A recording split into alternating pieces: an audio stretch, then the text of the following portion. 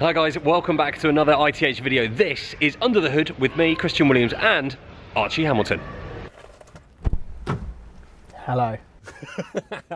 Hello. Welcome into the A35. What a mess, mate. There's stuff everywhere. You've just tried to shut that, but I've seen there's just fuel receipts, because you know you need to claim that back. Tax. For the and tax. yeah, there's a few coins in there. You never know when you're going to go in tolls, and if you ever have beef jerky, that comes out of it as well. Oh, okay. That's it. Brilliant. Well, I can put this one down now.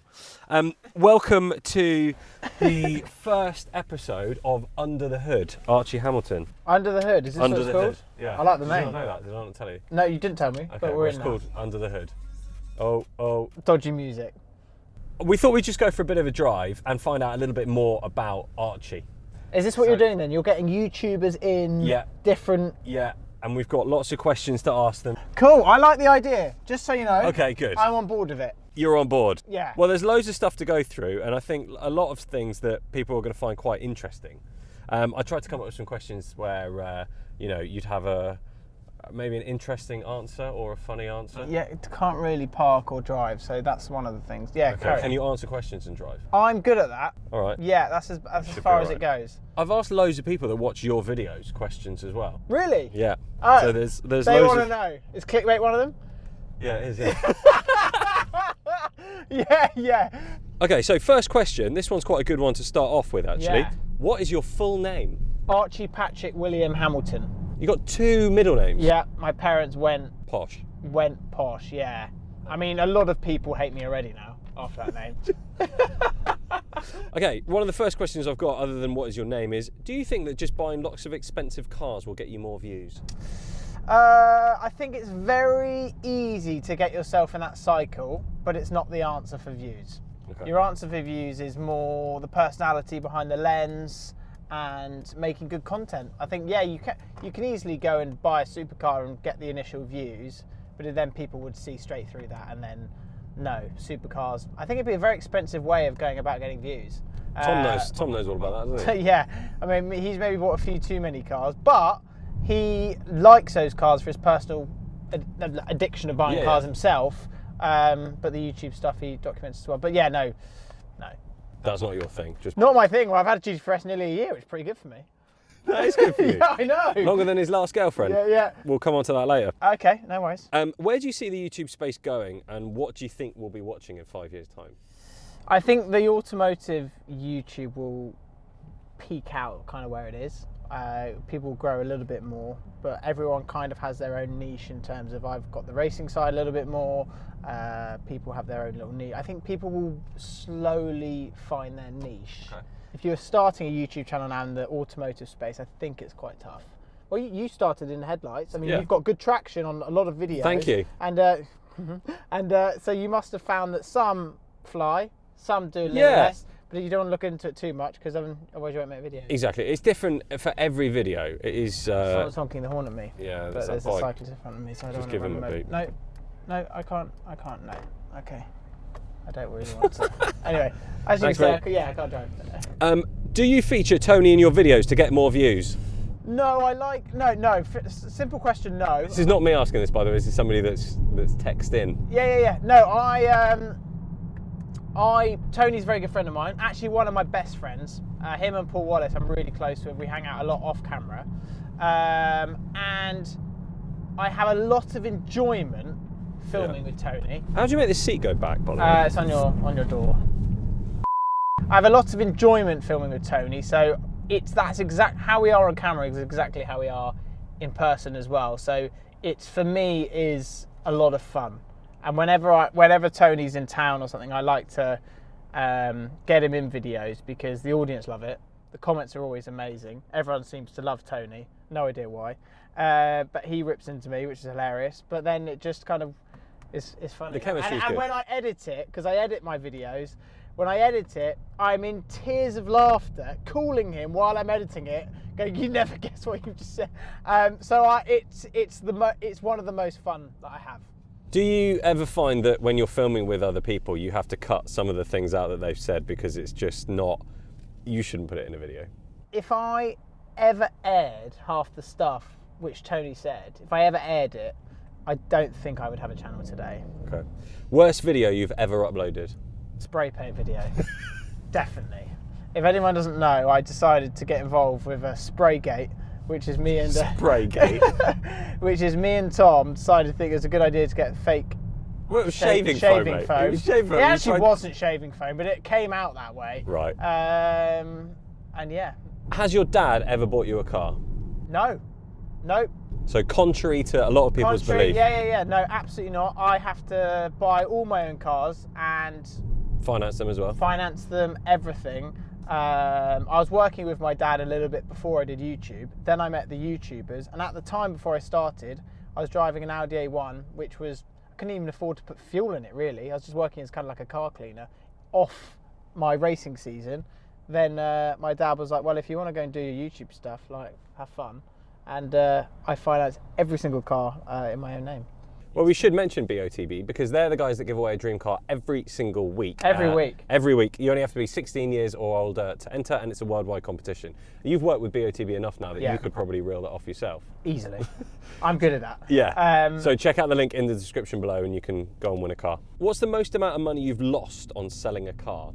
Because it's not usual that you'd buy a car and make money on it. Not usually, not with a normal car. So, I mean, you must have bought something that you've gone, oh, this isn't going to go well, and you've sold it and just lost a I've actually just made a video today talking about finances and how much each and that, and we were literally going through different figures.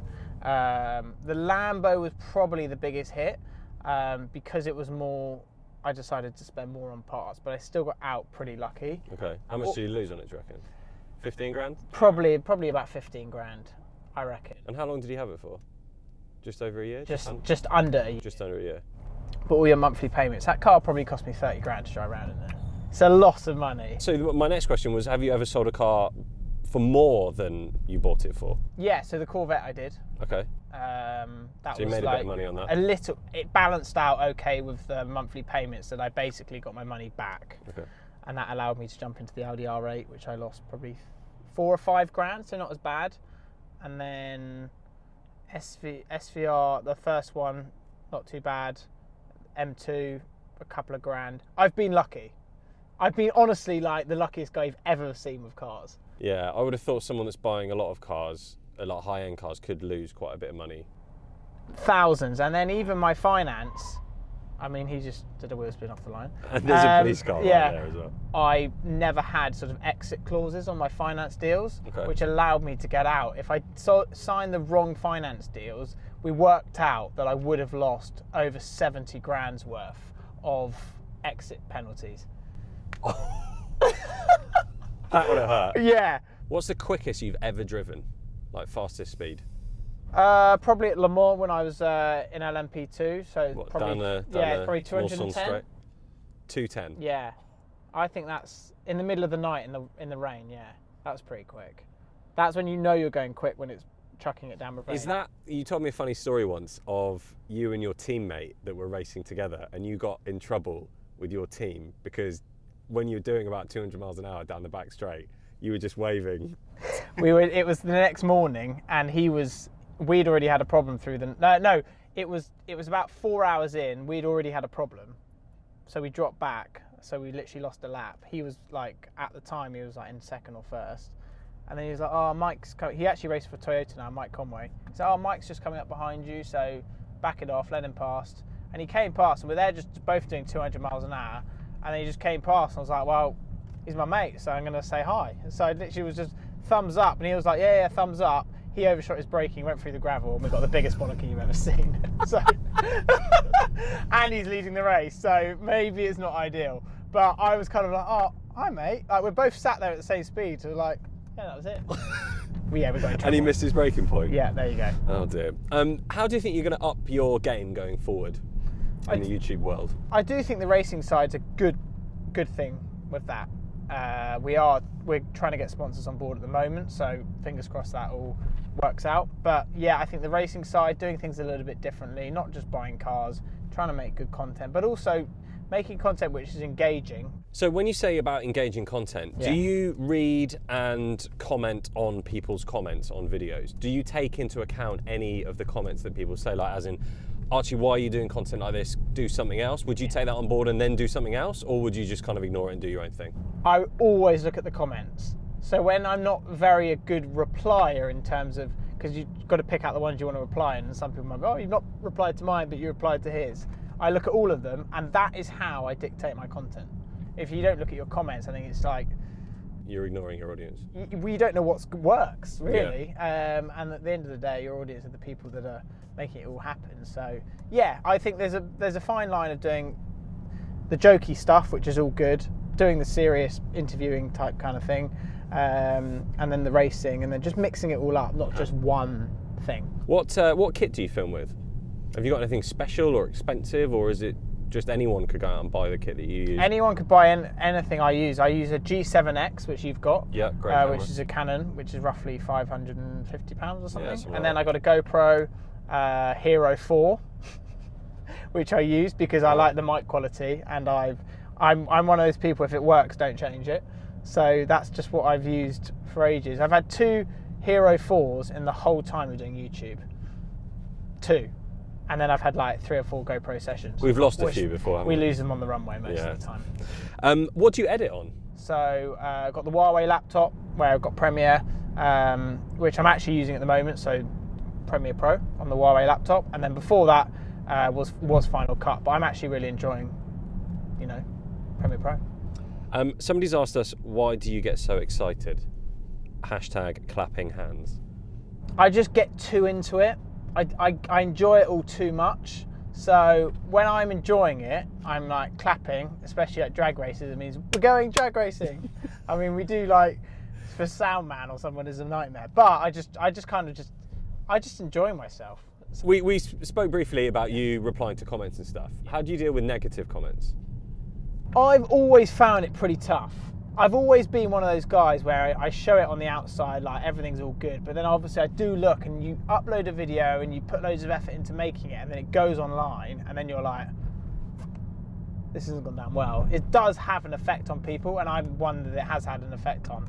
Do you think that being a YouTuber can be a long-term career? It's not going to be my career forever. I'm not going to be around doing this forever. What do you think you'll be doing in 20 years? Something car-based, something from how I've made lots of connections in this space, but it won't be, in 20 years I won't be making videos. Put it that way. I think maybe I might even like end up having a car dealership, or I might end up having a racing academy, or I might end up having different things on the side. If I ended up walking away from YouTube, I think I'd do something totally different and have a normal job myself and just literally never do social media again. Because like, what do your parents think about your YouTube career, or like your gran? Does she see that as like an actual job? What does your grandson do? Well, he's a YouTuber. Yeah, he's a YouTuber. It's a bit weird. I think people were a little bit sceptical to start with because they're like, this isn't a career. But it has allowed me to live my absolute dreams in my 20s and travel places and interview Lewis Hamilton and drive this, drive that.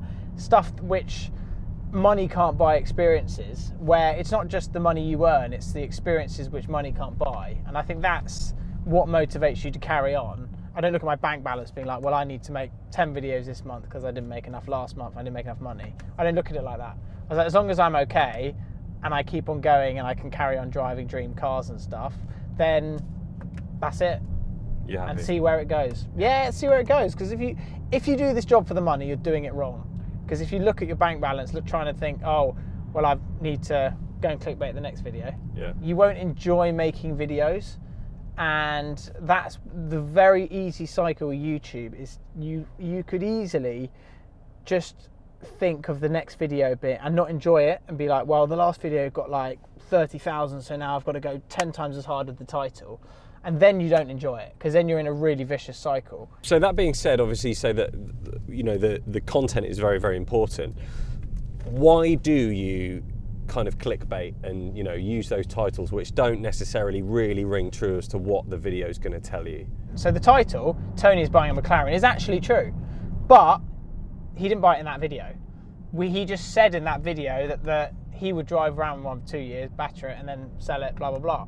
So there's got to be an element of the truth, but you also have to look at it as, when you turn up to a petrol station and you look outside and you see all those newspapers, which one are you going to pick? Newspaper you're going to pick up? You're going to pick up the one that's got the best thing.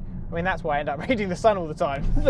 So do you know what I mean? It's a very fine line of intrigue, but don't mislead. That's good. Okay. That's the best way of describing it. And I usually mislead. No. So obviously we've mentioned you going back into racing, which is very, very exciting. Yes. Are you nervous? Well, I will be less nervous when I raise the money, yeah. I'll be less nervous when you get round turn 2 without crashing. Yeah, well, the Jaguar race was a disaster, and I crashed turn 1.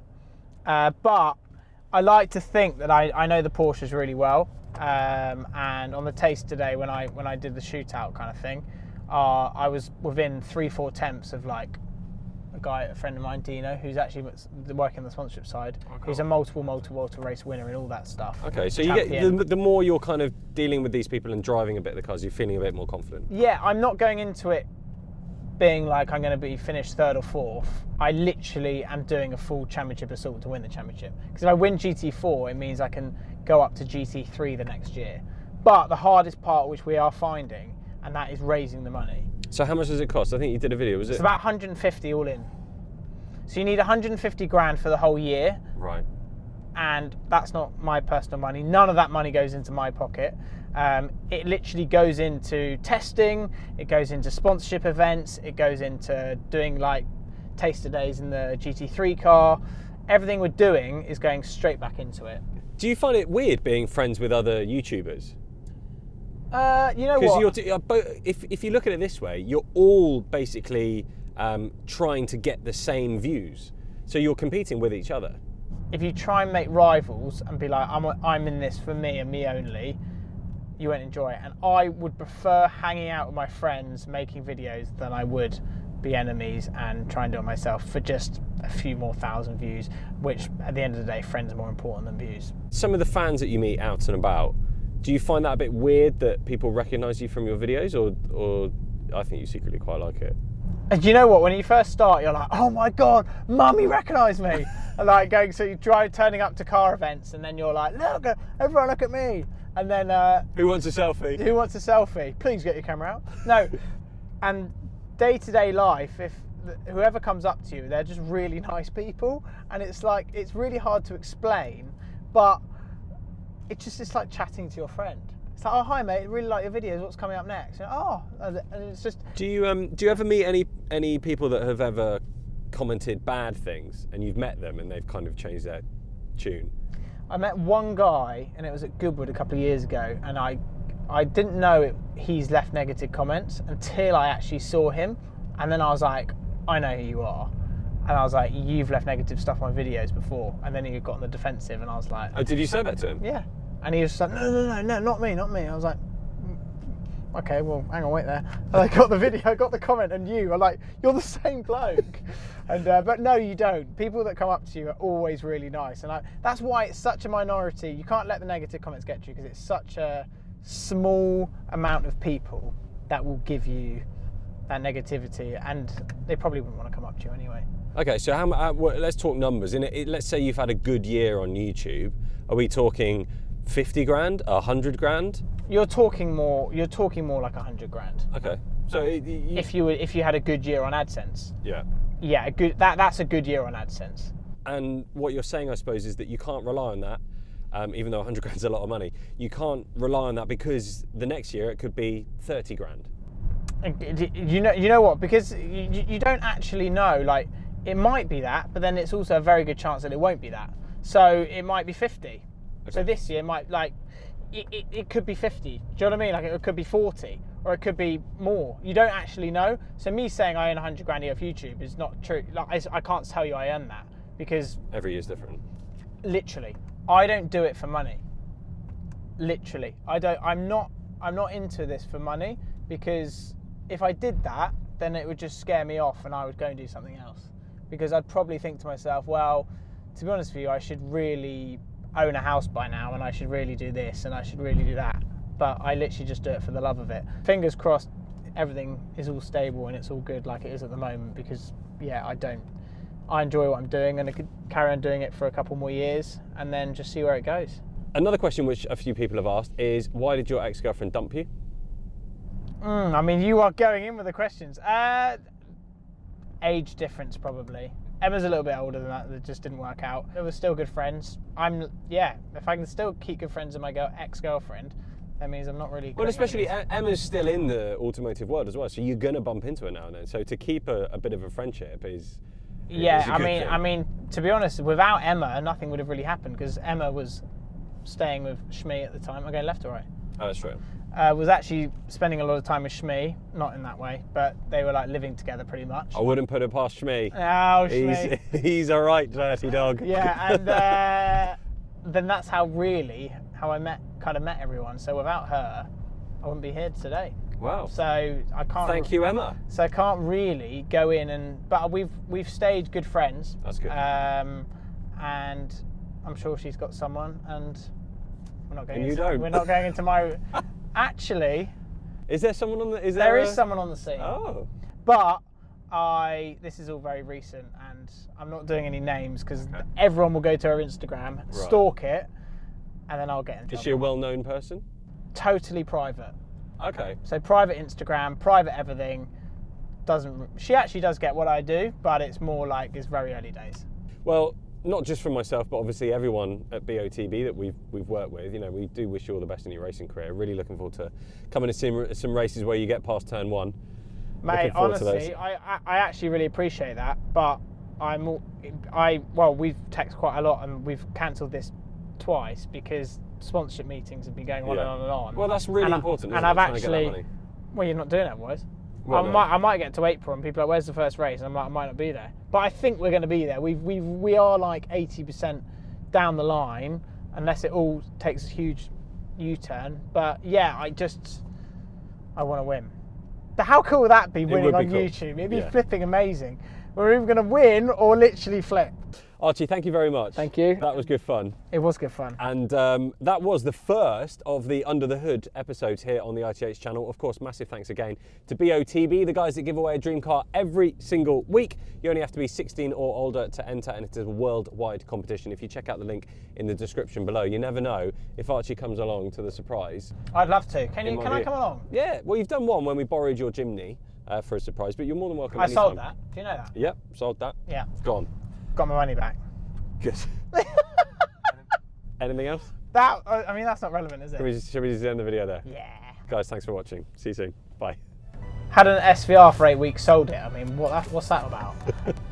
Is that a question in there? Or? We can probably come on to SVR stuff, yeah. Who do I think? Sorry, hold on. One more question. Who do you think should... One more question. Who do you think... This is about the 5th time we've done this.